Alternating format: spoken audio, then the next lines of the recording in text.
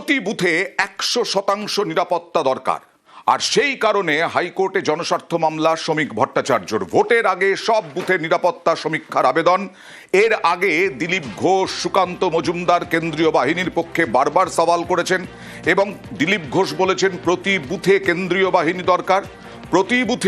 এবার প্রতি বুথে নিরাপত্তা 100% করার জন্য আবেদন জানালেন শ্রমিক ভট্টাচার্য এবং সমীক্ষা করে বুথের সুরক্ষা নিশ্চিত করতেই এই জনস্বার্থ মামলা বিজেপি রাজ্য সভাপতির। কলকাতা হাইকোর্টে জনস্বার্থ মামলা বিজেপি রাজ্য সভাপতি শ্রমিক ভট্টাচার্যর। তারপরে কি বললেন দেখুন।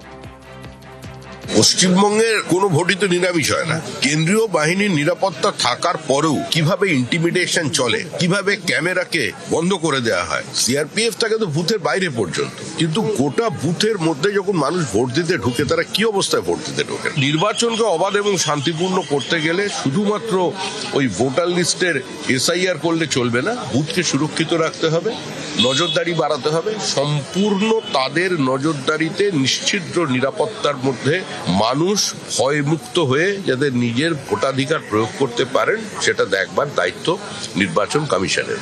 আর সেটারই একটা অঙ্গ হিসেবে আমরা আজকে পিএল ফাইল করেছি। আর এর আগেই যেটা বলছিলাম, দিলীপ ঘোষ সওয়াল করেছিলেন প্রত্যেকটা বুথের ভেতর কেন্দ্রীয় বাহিনীর। কি বলেছিলেন দেখুন। মাস্টারমশাই ফোন করেছেন, আপনি ঠিক বলেছেন, বুথের মধ্যে সেন্ট্রাল ফোর্স রাখুন, নালে আমাদের কানের কাছে বন্দুক ঠেকিয়ে বলে 50টা ছাপ্পা মোট মারবো। মাস্টারমশাই নড়বেন না, কিন্তু চলে গেলে বাবা বলার সময় পাবেন না। তাকে বসিয়ে রেখে বন্দুকে ঠেকিয়ে রেখে আর ছাপ্পা মোট মারছে।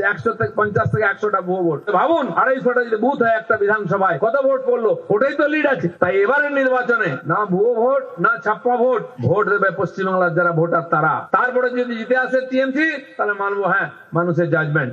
আর সুকান্ত মজুমদার বিজেপির প্রাক্তন রাজ্য সভাপতি, তিনিও সওয়াল করেছিলেন কেন্দ্রীয় বাহিনীর পক্ষে। শুধু সওয়ালই নয়, তিনি বলেছিলেন এখনই কেন্দ্রীয় বাহিনীর প্রয়োজন।